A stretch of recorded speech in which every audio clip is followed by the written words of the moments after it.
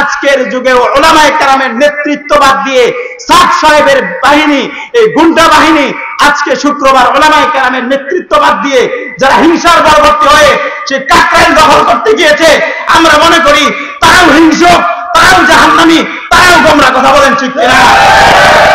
দিন চলবে উলামায়ে কেরামের নেতৃত্বে। আল্লাহ রাসূল সাল্লাল্লাহু আলাইহি ওয়াসাল্লাম উলামায়ে কেরামকে ওয়ারিস বানিয়েছেন, উলামায়ে কেরামের জিম্মাদার বানিয়েছেন। আমরা বলি আমরা দ্বীনের কোন পাহারাদার, আমরা দ্বীনের জিম্মাদার নই, আমরা দ্বীনের পাহারাদার। সুতরাং উলামায়ে কেরাম এই সাদ বাহিনীর বিরুদ্ধে, এতাহাদির গোষ্ঠীর বিরুদ্ধে, ওরা জঙ্গি, ওরা হলো সবচেয়ে বড় সন্ত্রাসী। আমি নিজে উত্তরাতে থাকি, উত্তরা এক মসজিদে আমি ইমামতি করি। 2018 সালের সেই দিন যেদিন ওরা এই বদমাইশগুলো, এই সন্ত্রাসীগুলো উলামায়ে কেরামের গায়ের উপর স্তব্ধ করেছে, ছোট ছোট মাসুম উলামায়ে কেরামের গায়ের উপর হাত তুলেছে, শিশু এতিম বাচ্চাদেরকে, তালেব আলেমদেরকে গায়ে হাত তুলেছে, এটা আর কোনো কারণে নাই, এটা শুধুমাত্র হয়েছে হিংসার পরিবর্তে হয়েছে। আসসালামু আলাইকুম ওয়া রাহমাতুল্লাহি ওয়া বারাকাতুহু।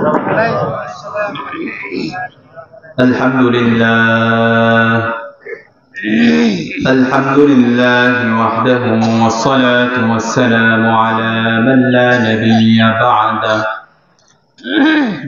أما بعد فقد قال الله تبارك وتعالى في كلامه المجيد وفي فرقانه الحميد.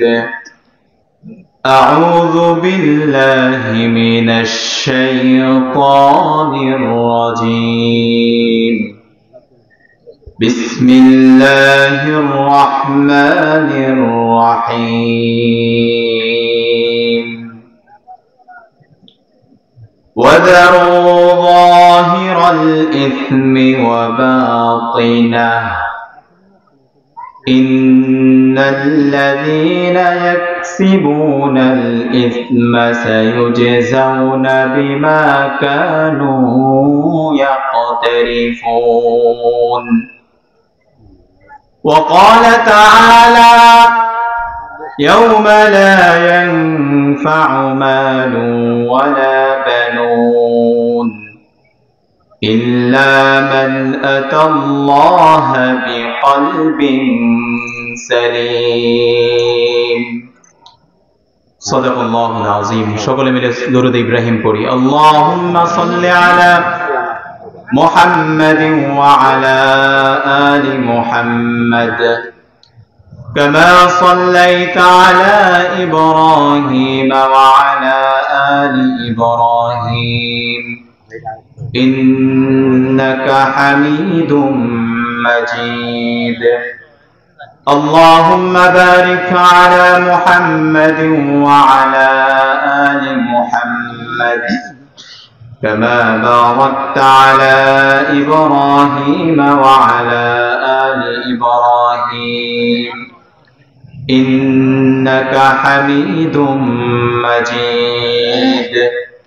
سبحانك لا علم لنا إلا ما علمتنا إنك أنت العليم الحكيم. الحمد لله. শেরপুর জেলার মতলা থানাধীন তারাকান্দা বাইতুল উলুম কওমি মাদ্রাসা কর্তৃক আয়োজিত আজকের এই চতুর্থ বার্ষিক মাহফিলের সম্মানিত সভাপতি, মঞ্চে উপবিষ্ট মুআজ্জাজ মুকাররম উলামায়ে কেরাম, দিনদার ইমানদার মুত্তাকি পরহেজগার পৃথ্য সমতুল্য বাবারা, যুবক ভাইরা, পর্দার আলের মা বোনেরা, আল্লাহ রাব্বুল আলামিন আমাদেরকে সৃষ্টি করেছেন। বলুন তো দেখি আমরা বান্দা কার? আল্লাহ। আমি ভূমিকা ছোট করেছি এজন্য যে আমি সময় একদম কম নিয়েছি, আমি আপনাদের কাছে দোয়া নেওয়ার জন্য বসেছি, এজন্য ভূমিকা একদম বাদ দিয়ে দিয়েছি। বলেন তো দেখি আমরা বান্দা কার? আল্লাহ। আরো জোরে বলতে হবে। আল্লাহ। আমরা ইবাদত করি কার? আল্লাহ। দাসত্ব করি কার? আল্লাহ। গোলামি করি কার? আল্লাহ। আল্লাহ তাআলার গোলামি যারা করে, আল্লাহ তাআলার দাসত্ব যারা করে, আল্লাহ তাআলার ইবাদত যারা করে, এরা হলো আল্লাহর বান্দা। বান্দা আবার দুই প্রকার। এক প্রকার বান্দা যারা আল্লাহর রহমত প্রাপ্ত, আরেক প্রকার বান্দা যারা আল্লাহর গজব প্রাপ্ত। এক প্রকার বান্দা যারা আল্লাহ তাআলা তাদের কর্মের উপরে খুশি, আরেক প্রকার বান্দা যাদের উপরে আল্লাহ তাআলা তাদের কর্মের কারণে নারাজ। এক প্রকার বান্দা যারা আল্লাহর রহমত প্রাপ্ত, আরেক প্রকার বান্দা যারা আল্লাহর গজব প্রাপ্ত। এখন আমরা যারা এখানে উপস্থিত আছি, আমরা কি আল্লাহর রহমত প্রাপ্ত হতে চাই না গজব প্রাপ্ত হতে চাই? যদি আল্লাহর রহমত প্রাপ্ত হতে চাই, এখানে অনেক উলামায়ে কেরাম বসা, আমি সকলের ছাত্র সমতুল্য, ছাত্রই। উলামায়ে কেরামের কাছাকাছি যত বসা যায়, রাসূলুল্লাহ সাল্লাল্লাহু আলাইহি ওয়াসাল্লাম বলেছেন রহমত তত বেশি হয়। আমরা কি কাছাকাছি বসবো না দূরে বসবো? যদি কাছাকাছি বসতে হয়, রহমত প্রাপ্ত যদি বান্দা হয়, আমরা আগানো দরকার আছে না? কষ্ট না মনে করে আমরা সবাই একটু আগাই। অল্প সময়ের ভিতরে আল্লাহ তাআলা যদি আমাকে তৌফিক দান করেন, একটা বিষয়ের উপরে সংক্ষিপ্ত সময়ের যুগোপযোগী বিষয়ে আপনাদের সামনে কথা বলে দোয়া চেয়ে বিদায় নেব ইনশাআল্লাহ। আল্লাহ রাব্বুল আলামিন তৌফিক দান করুন, জোরে বলুন আমিন। সম্মানিত উপস্থিতি, বলতেছিলাম আল্লাহর রহমত প্রাপ্ত বান্দা আর গজব প্রাপ্ত বান্দা। আল্লাহর বান্দা কয় প্রকার? যারা আল্লাহর রহমত প্রাপ্ত বান্দা হয়, এদের কপালে হলো রহমত, এদের গন্তব্য জান্নাত, এদের কপালে হলো সুখ নসিব, খুশ নসিব। আর যারা তাদের কর্মের কারণে আল্লাহ তাআলাকে রাজি করতে পারে নাই, খুশি করতে পারে নাই, এদের কপালে দুর্গতি, এদের গন্তব্য জাহান্নাম। এখন আমরা যদি জান্নাতে যেতে চাই, অবশ্যই আমাদেরকে রহমত প্রাপ্ত বান্দা হতে হবে। আর রহমত প্রাপ্ত বান্দা আমরা তখনই হব যখন আমরা আমাদের আমলের মাধ্যমে, কর্মের মাধ্যমে আমাদের আল্লাহ রব্বুল আলামিনকে রাজি করতে পারবো, খুশি করতে পারবো, ঠিক কিনা?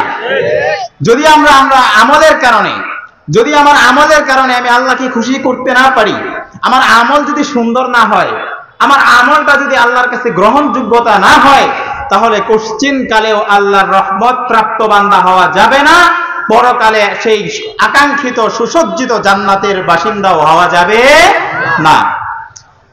এই রহমত কোন পথে আছে, কোন পর্যায়ে রহমত, কোন পর্যায়ে গজব, এটা বোঝানোর জন্য আল্লাহ রব্বুল আলামিন দুনিয়াতে অসংখ্য নবী এবং রাসূল পাঠিয়েছেন। যারা নবী এবং রাসূল হয় তারা আল্লাহর মনোনীত বান্দা। আল্লাহ রাব্বুল আলামিন তাদেরকে বেছে বেছে বাছাই করেছেন। নবী কেবল তারাই হতে পারে যাদেরকে আল্লাহ তাআলা সিলেকশন করেছেন, বেছে বেছে যাদেরকে যোগ্যতা দিয়েছেন, যাদেরকে নবী বানিয়েছেন, তারাই শুধু নবী হতে পারে। তাছাড়া পৃথিবীতে কেউ নবী হতে পারে না।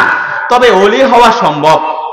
যত রাসূল, যত নবী দুনিয়াতে এসেছেন, সকল নবী এবং রাসূল প্রত্যেকটা উম্মতকে সঠিক আমল শিক্ষা দিয়ে গিয়েছেন। কোন পথে জান্নাত, কোন পথে জাহান্নাম, কোন কাজে রহমত, কোন কাজে গজব, কোন রাস্তায় চললে আল্লাহ খুশি হবে, কোন রাস্তায় চললে আল্লাহ নারাজ হবে, এই পথ আমাদেরকে বাতলিয়ে দিয়েছেন, ঠিক কিনা? সর্বশেষ আমাদের রাসূল আরবি সাল্লাল্লাহু আলাইহি ওয়াসাল্লাম, তিনি দুনিয়াতে আগমন করেছেন। তিনি উলামায়ে কেরামের উপর আস্থা রেখেছেন। রাসূল আরবি সাল্লাল্লাহু আলাইহি ওয়াসাল্লাম দুনিয়াতে এসেছেন, তার ধর্মকে সঠিকভাবে প্রচার করেছেন। রাসূলুল্লাহ সাল্লাল্লাহু আলাইহি ওয়াসাল্লাম দুনিয়া থেকে চলে গিয়েছেন। যখন রাসূলুল্লাহ সাল্লাল্লাহু আলাইহি ওয়াসাল্লাম চলে গিয়েছেন, তখন রাসূলুল্লাহ সাল্লাল্লাহু আলাইহি ওয়াসাল্লাম এই নবুয়তি কাজকে উলামায়ে কেরামের উপর দিয়ে গিয়েছেন, ঠিক কিনা? রাসূলের কাজ, রাসূলের কর্ম কে কিভাবে শিখাবে, উম্মত কিভাবে শিখবে, কার কাছে শিখবে, রাসূলুল্লাহ সাল্লাল্লাহু আলাইহি ওয়াসাল্লাম এই এতিম উম্মতের জন্য উলামায়ে কেরামকে ওয়ারিস বানিয়ে দিয়েছেন। উলামায়ে কেরামকে রাসূলুল্লাহ সাল্লাল্লাহু আলাইহি ওয়াসাল্লাম ওয়ারিস সূত্রে এই আমানত দিয়েছেন।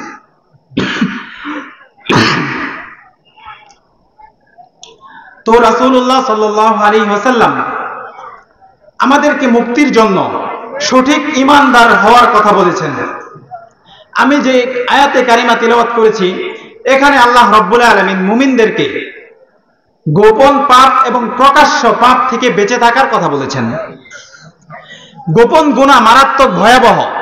প্রকাশ্য গুনাহ যেমন অপরাধ, গোপন গুনাহ করাও ঠিক তেমনি সমান অপরাধ, বরং গোপন গুনাহ তার চাইতে বেশি ভয়ঙ্কর। গোপনে ইবাদত করলে মানুষ যেমন আল্লাহর কাছে দামি হয়ে যায়, গোপনে গুনাহ করলে আল্লাহর কাছে সবচাইতে নিকৃষ্ট হয়। রাসূলুল্লাহ সাল্লাল্লাহু আলাইহি ওয়াসাল্লাম দুনিয়াতে এসেছেন, আমাদেরকে গোপন গুনাহ সম্পর্কে জানিয়েছেন। আমাদেরকে রাসূলুল্লাহ সাল্লাল্লাহু আলাইহি ওয়াসাল্লাম গোপন গুনার কয়েকটা সংজ্ঞা দিয়েছেন। আমি প্রকাশ্যে গুনাহের কথা আজকে বলবো না।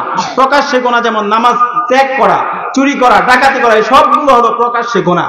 রাসূলুল্লাহ সাল্লাল্লাহু আলাইহি ওয়াসাল্লাম গোপন গুনাহের যে কাজগুলো বলেছেন, গোপন এই গুনার মাধ্যমে বান্দা আল্লাহর কাছে নিকৃষ্ট হয়ে যায়, পশুর চেয়ে নিকৃষ্ট হয়।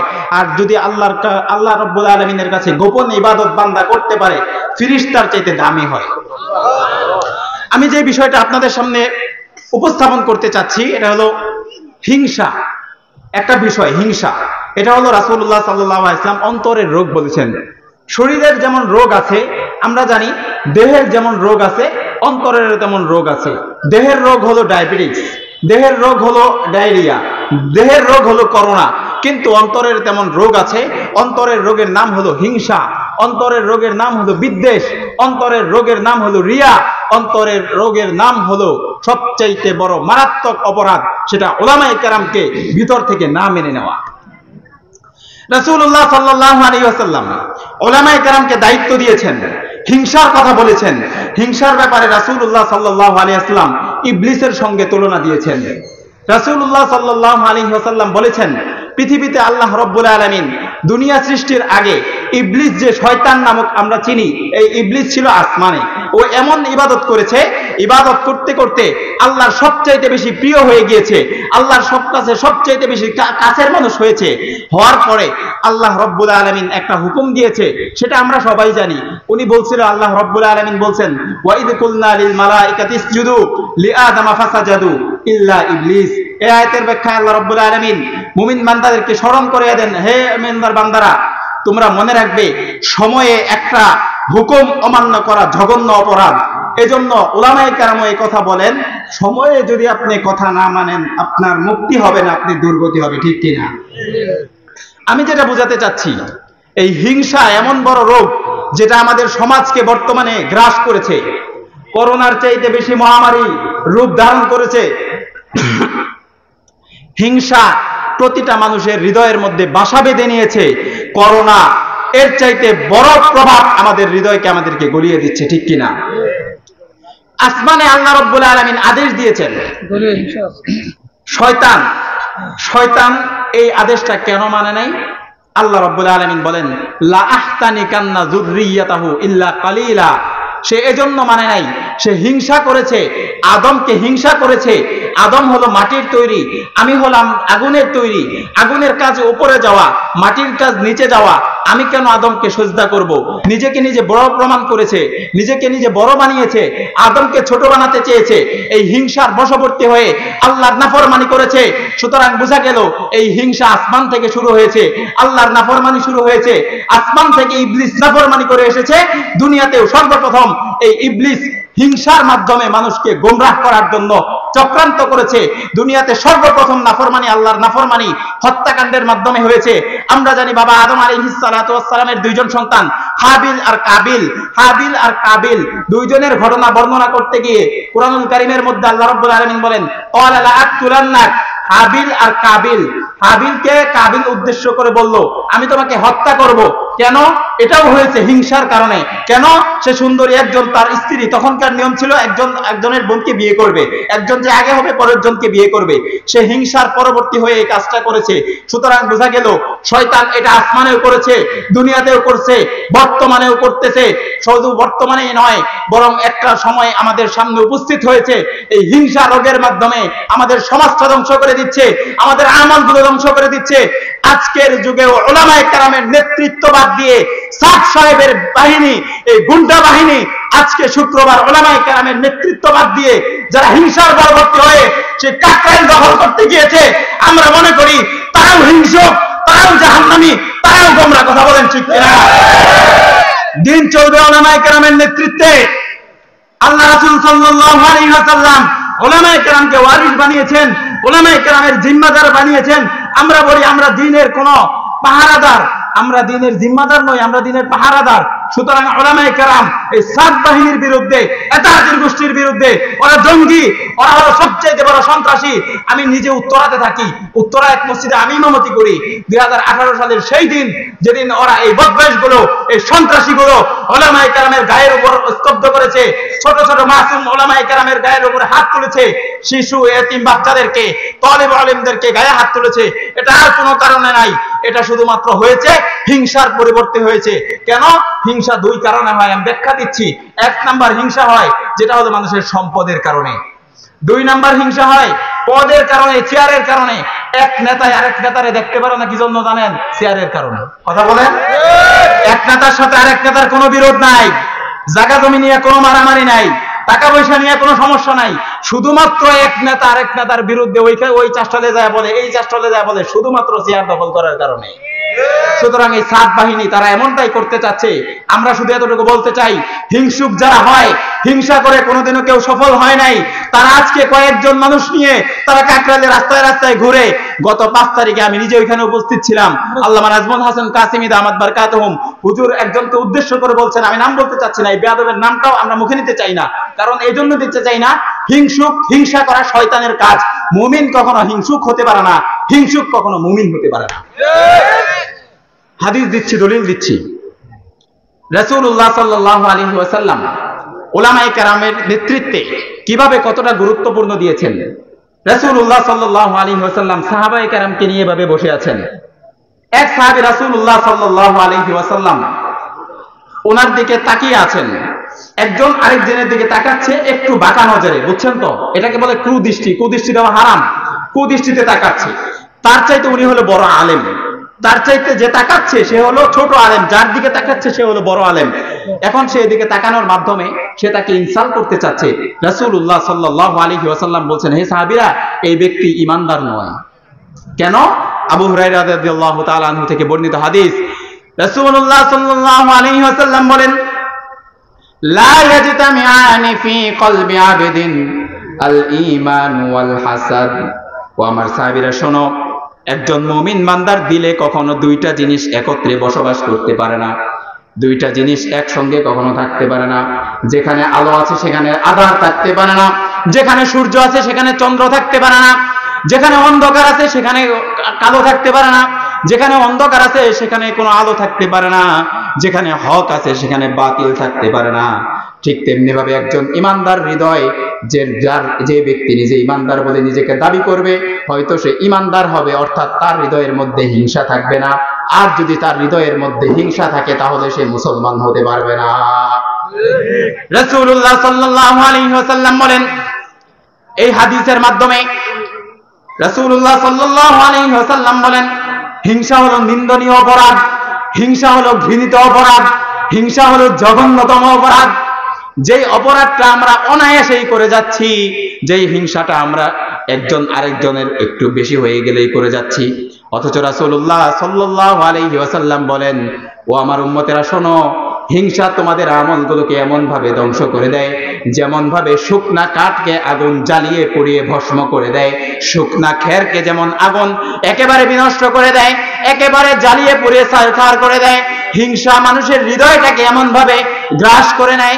হিংসার কারণে আল্লাহ রাব্বুল আলামিন তার আমল কবুল করেন না, আল্লাহ রাব্বুল আলামিন তার হৃদয়টাকে নূর দেন না, আল্লাহ রাব্বুল আলামিন তার হৃদয়টাকে অন্ধকারাচ্ছন্ন করে দেয়। বলেন নাউযুবিল্লাহ। হিংসার 4টি স্তর আছে।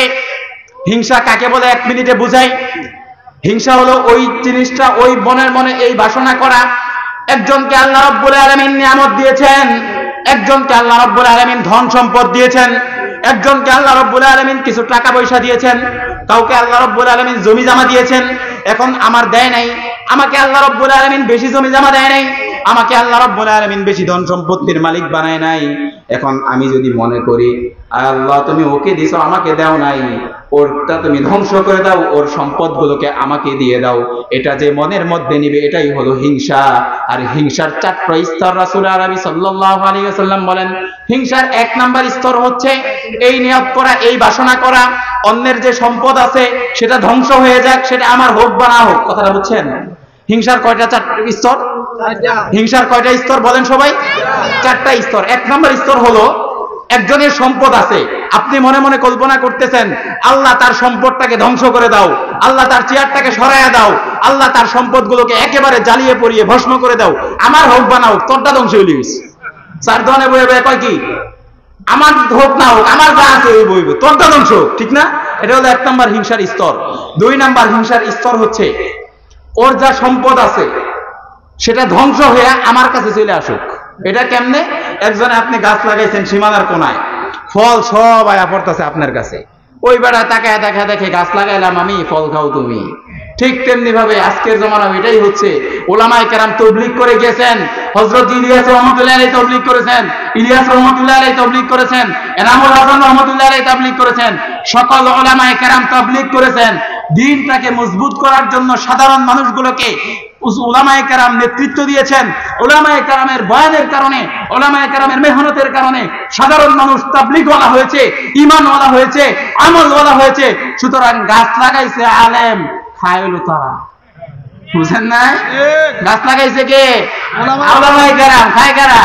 ওরা আবার কি কয় জানেন? হিংসার কথা তো কয় না, ওরা কি বলে জানেন? আমাদের সাথে আলেম আছে। আচ্ছা বলেন তো দেখি, আপনাকে যদি প্রধানমন্ত্রী ডাক দেয়, আপনি কি এটা বলবেন যে আমার প্রধানমন্ত্রীর কাছে আমি যেতেছি না, প্রধানমন্ত্রী আমার কাছে, আপনি কোনটা বলবেন? অবশ্যই এটা বলবেন প্রধানমন্ত্রী আমাকে স্মরণ করছে নাকি। অর্থাৎ আপনি বুঝাইতে চাইতেছেন আপনি বড় না। উলামায়ে কেরামের নেতৃত্বে ওরা বলে উলামায়ে কেরাম আমাদের সাথে আছে, আমরা বলি না, উলামায়ে কেরাম তোমাদের সাথে আছে, মানে তোমরা রাহবার উলামায়ে কেরামকে পিছিয়ে দিছো, এই গাড়ি কোনোদিন জান্নাতে যাবে না। শিখতে যদি যাও, তাবলীগে যদি যাও, তাবলীগে যাওয়ার পরে তাবলীগের মূল উদ্দেশ্য হলো দ্বীন শিখা, তাবলীগের মূল উদ্দেশ্য হলো আমল শিখা।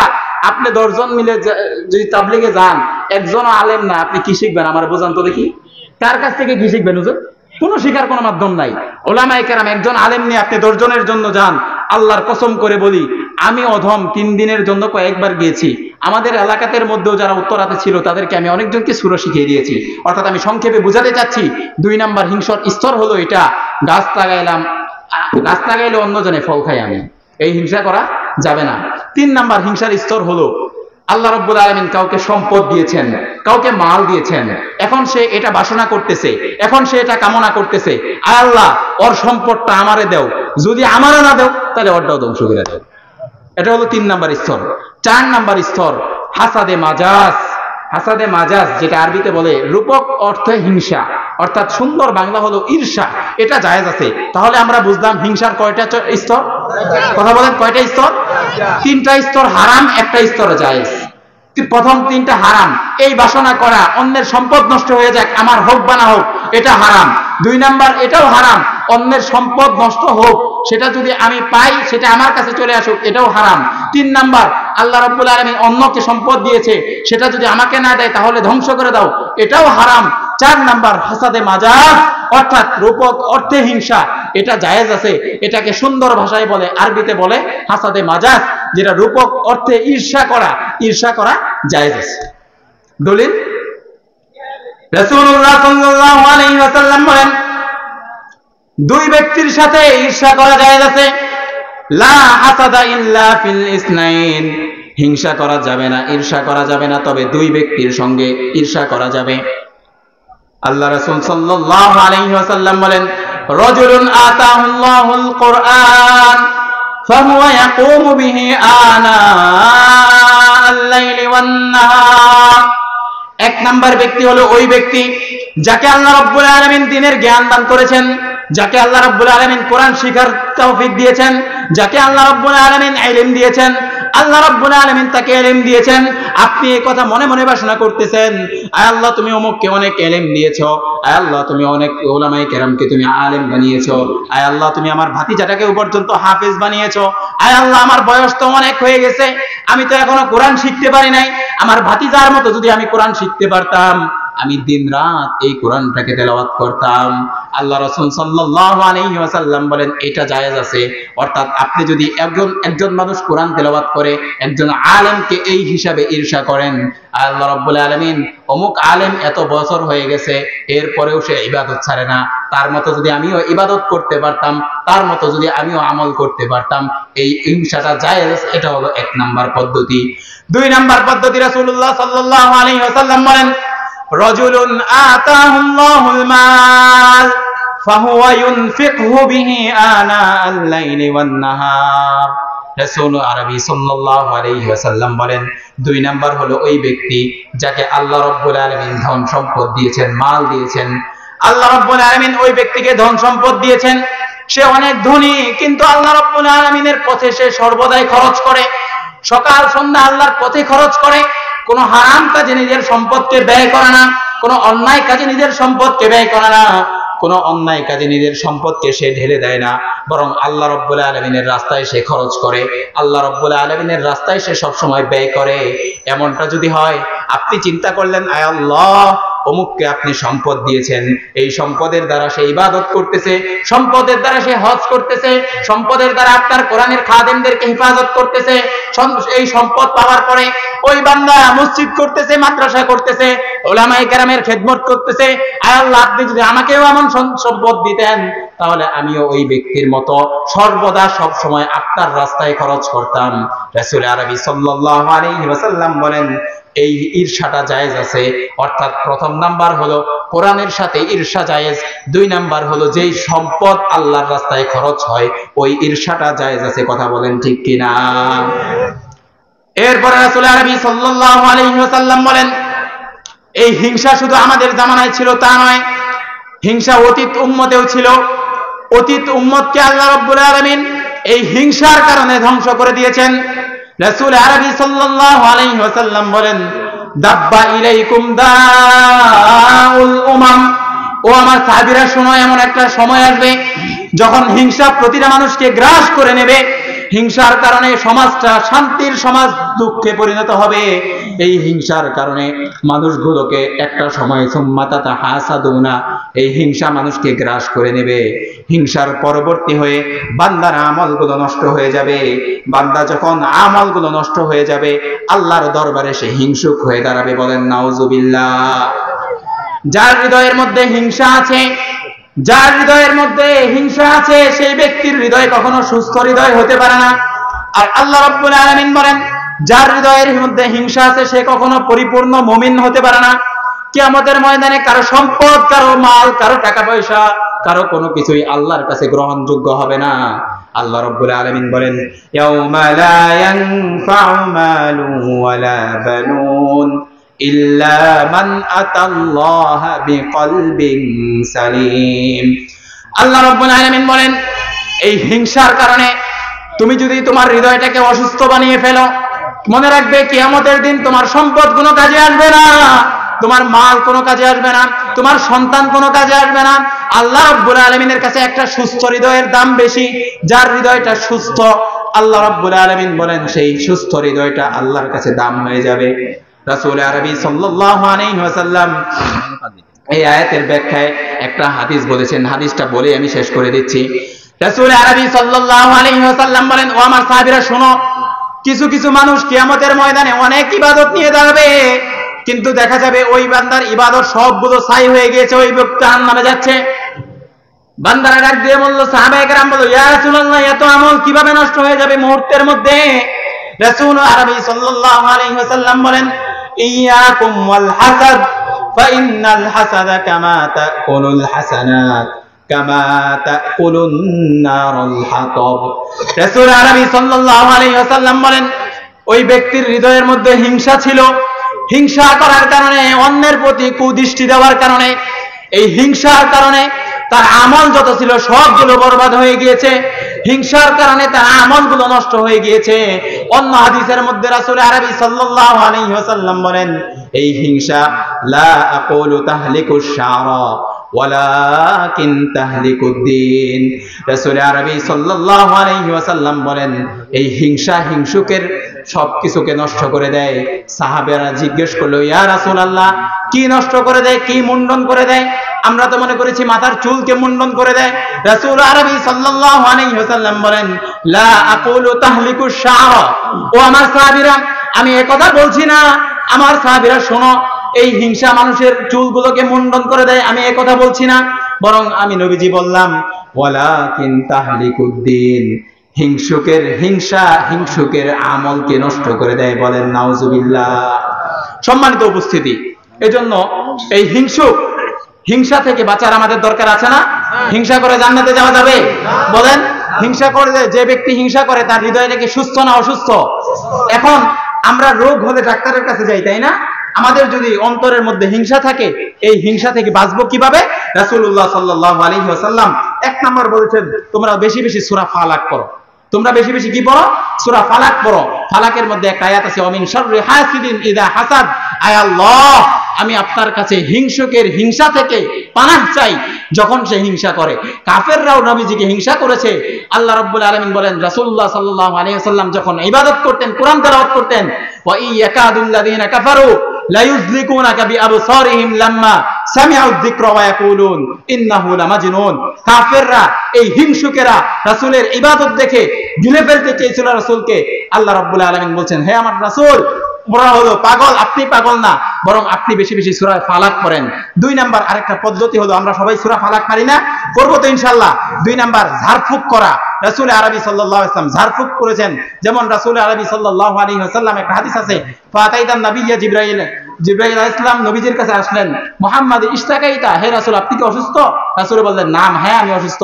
রাসূলুল্লাহ সাল্লাল্লাহু আলাইহি ওয়াসাল্লাম বললেন, বিসমিল্লাহি আল্লাহুম্মা রকিকা ওয়াযিকা ফি হাদিহি মিন কুল্লি আইনিন লাম্মা। হে রাসূল, আমি আপনাকে ঝাড়ফুঁক করছি আল্লাহর নামে, আল্লাহ রাব্বুল আলামিন যেন আপনাকে হিংসুকের নজর থেকে বাঁচায় দেয়। এটা হলো 2 নাম্বার পদ্ধতি। 3 নাম্বার পদ্ধতি, হিংসা কিভাবে লাগে? একটা বদ নজর লাগে। সেটা হলো, আমরা অনেক সময় খালি গায়ে ঘোরাফেরা করি না, কাপড় ছাড়া খালি গায়ে বের হই না রাস্তায়, এটা কোনোদিনও বের হবেন না। এটা হলো হিংসার বদ নজর লাগে। বদ নজর সত্য। আল হাক্কুল আইনুন লাম্মাতিন। আব্দুল্লাহ ইবনে আব্বাস রাদিয়াল্লাহু তাআলা আনহু বলছেন, বদ নজর হলো শ্রেষ্ঠ এবং বদ নজর হলো সত্য। দেখবেন বদ নজরের কারণে আপনার ফল নষ্ট হয়ে যায়, সবকিছু নষ্ট হয়ে যায়। এমনকি ছোট বাচ্চাদেরকে আমরা অনেক সময় গোসল করাইয়া খালি গায়ে রোদে দাঁড়া করায় রাখি না? এটাও করবেন না। খালি গায়ে কোনো অবস্থাতেই থাকা যাবে না। ও আপাতত কিছু না হলেও বেশি গরম একটা গামছা দিয়ে রাখেন। ছোটদেরকে আপনি হিংসার নজর থেকে বাঁচান। আল্লাহ রাব্বুল আলামিন যে কথাগুলো সংক্ষেপে বললাম, আল্লাহ রাব্বুল আলামিন আমাদের সকলকে এই হিংসা থেকে বাঁচার তৌফিক দান করুন। আল্লাহ রাব্বুল আলামিন আমাদেরকে হিংসা থেকে মুক্ত হয়ে উলামায়ে কেরামকে ভালোবাসার তৌফিক দান করুন। জোরে বলুন আমিন। আমরা কি হিংসুকের দলে না উলামায়ে কেরামের দলে? কথা বলেন, আমরা আলেমদের সাথে না হিংসুকদের সাথে? আমরা বলতে চাই, উলামায়ে কেরাম আমাদেরকে বলেছেন মাঠে ময়দানে কাজ করার জন্য। আমাদের ইজতেমা হবে কয়টা? একটা। আমার উলামায়ে কেরামের নেতৃত্বে হবে ইজতেমা, সেটাই হবে আসল ইজতেমা। আমরা তাদের সাথে, আমাদের সাথে জমি নিয়ে কোনো বিরোধ নাই, কোনো কিছু নাই। আমরা শুধু দিন রক্ষার্থে, রাসূলের জন্য, আল্লাহর জন্য ভালোবাসি, আল্লাহর জন্যই কাউকে ঘৃণা করি। সুতরাং উলামায়ে কেরাম এই কথা বলেছেন, এই সাতপন্থীরা তাদেরকে মানুষকে হিংসার নজরে মানুষকে লেলিয়ে দিচ্ছে। আমরাও প্রস্তুত থাকবো, যদি আরেকটা জীবন দেওয়া লাগে। ওরা তো 18 সালে আমাদেরকে গায়ে রক্ত তুলেছে, আমাদের গায়ে হাত তুলেছে। আমরা বলতে চাই, আর সুযোগ নাই। সেই ফ্যাসিবাদ চলে গেছে, সেই সমস্ত আজরাইল বদমাইশ যা আছেন সবগুলো চলে গেছে। সুতরাং আমরা এই কথা বলতে চাই, আমরা দিন নিয়ে বাঁচবো, উলামায়ে কেরামের সাথে থাকবো তো ইনশাআল্লাহ। আল্লাহ রাব্বুল আলামিন আমাদের সকলকে তৌফিক দান করুন। আল্লাহ রাব্বুল আলামিন আমাদেরকে সুস্থ হৃদয়, অহংকার মুক্ত, হিংসা মুক্ত হৃদয় গঠন করে আল্লাহ রাব্বুল আলামিনের সেই কাঙ্ক্ষিত জান্নাত আমাদেরকে নসিব করুন।